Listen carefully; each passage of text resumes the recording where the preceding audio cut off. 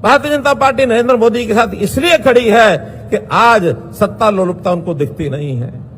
मोदी जी इस प्लेटफॉर्म पर चाय बेचते थे, कभी सपने में भी नहीं सोचा होगा कि देश का प्रधानमंत्री बनना है। मनोहर लाल खेतों में काम करता था, छोटे किसान का एक बेटा, कभी जीवन में सोचा नहीं कि प्रदेश का मुख्यमंत्री बनूंगा। हमारे नायब सिंह जी, इनके घर भी मैं जाता था, हमारे बड़े पुराने साथी, कभी उस समय सोचा नहीं होगा कि मुख्यमंत्री बनेंगे। और हरियाणा की जनता ने, नरेंद्र मोदी जी ने, हमारे पार्लियामेंट्री बोर्ड ने नायब सिंह सैनी को मुख्यमंत्री बनाया। ये लोकतंत्र है। इस लोकतंत्र को बचाना है तो परिवारवाद को खत्म करना होगा। आज भी कांग्रेस की जो बदहाली है, जो बुरी हालत है, और उसमें से जो गलतफहमियां उनके घर में हो गई हैं, उस गलतफहमी को जब तक नहीं दूर करेंगे, कांग्रेस भी भला नहीं होगा, पार्टी के नाते तो भला होगा नहीं, देश सुरक्षित चलेगा।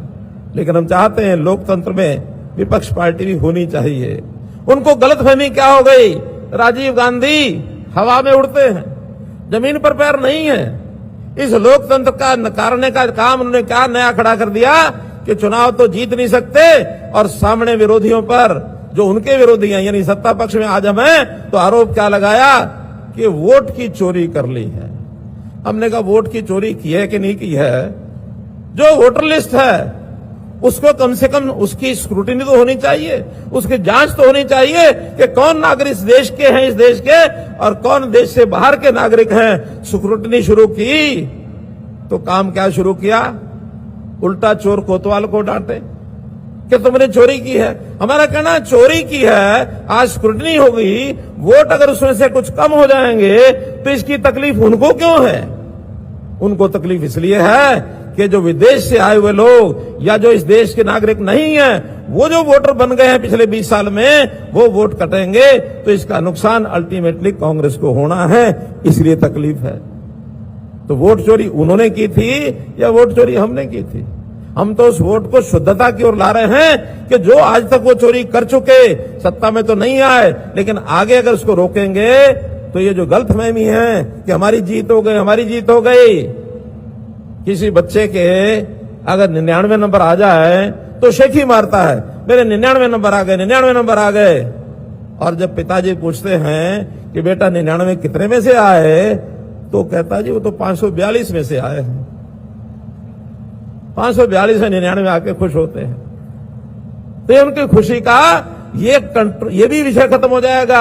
आज सब प्रदेशों के अंदर ये जो SIR है, इसकी स्क्रूटनी है, इसकी ठीक से जांच हो रही है। ये जांच हर एक प्रदेश में होगी, और पहली बार नहीं हो रही, ये 2003 और 4 में भी हुई थी, 2003-4 में हुई, आज 20 साल के बाद फिर हो रही है 2025 में, और आने वाले 20 साल के बाद फिर भी होगी। ये चुनाव आयोग का काम है समय समय पर अपनी वोटर लिस्ट को शुद्ध करना।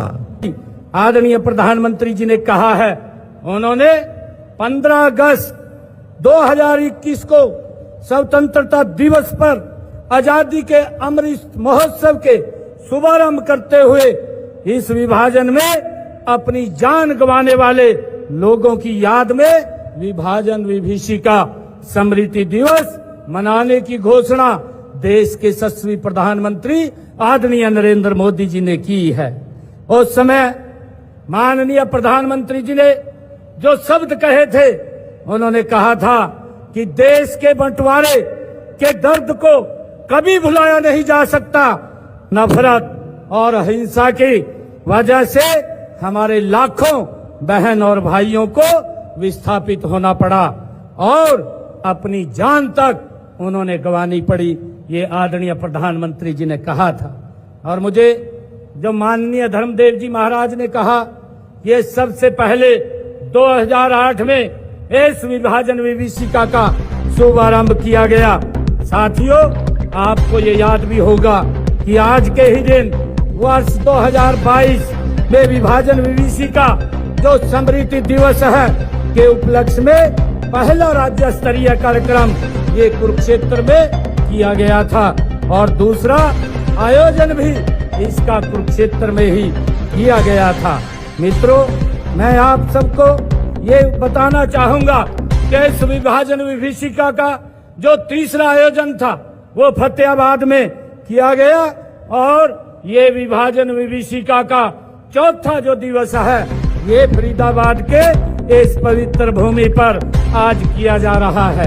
यह फरीदाबाद शहर उस त्रासदी का जीता जागता ये प्रमाण है। जब देश का बंटवारा हुआ, हम सब जानते हैं, लाखों लोग अपना सब कुछ छोड़ करके यहाँ आए थे और वे लोग जिन्होंने अपने घर बार, अपनी जमीनें, अपनी विरासत को खो दिया था, उनके सामने एक अनिश्चित भविष्य था, लेकिन उनके हौसले वो बुलंद थे। फरीदाबाद को उनके पुनर्वास के लिए एक नया शहर बनाने का निर्णय भी लिया गया। यह सिर्फ एक शहर नहीं, बल्कि आशा की एक नई किरण ये बन करके उभरा है। हमारे विस्थापित भाइयों और बहनों ने हमारी मेहनत और लगन से इस शहर को खड़ा किया है। उन्होंने न केवल अपने लिए एक शहर, नया शहर बनाया है, बल्कि इस शहर को हरियाणा का एक प्रमुख औद्योगिक क्षेत्र भी बना दिया है। आज फरीदाबाद की पहचान उसकी औद्योगिक प्रगति और मेहनती लोगों से होती है। जब इस शहर की चकाचौंध देखते हैं तो हमें उन लोगों के संघर्ष को नहीं भूलना चाहिए, जिन्होंने अपनी जिंदगी की एक नई शुरुआत इस शहर से आकर के की थी। मैं उनके संघर्ष और मेहनत को भी मैं नमन करता हूं। देश के विभाजन की विभीषिका के पीड़ित उन लोगों को याद में फरीदाबाद हमारे बड़खल के अंदर ही एक स्मारक भी उनकी याद के अंदर यहाँ बनाया गया है। प्रदेश के अन्य स्थानों पर विभाजन विभीषिका स्मारक भी उनकी याद में बनाए जा रहे हैं। हमने कुरुक्षेत्र के अंदर विभाजन विभीषिका एक ट्रस्ट उसका बड़ा कि जो हमारे उस समय के अंदर आजादी के जिन्होंने उस दंश को झेला है, जो लाखों लोग जिन्होंने कुर्बानियां दी हैं, उनको वहां याद किया जा सके, उनको नमन किया जा सके। वहां पर उनकी याद में एक भव्य ट्रस्ट भी बनाने का निर्णय हमने किया है।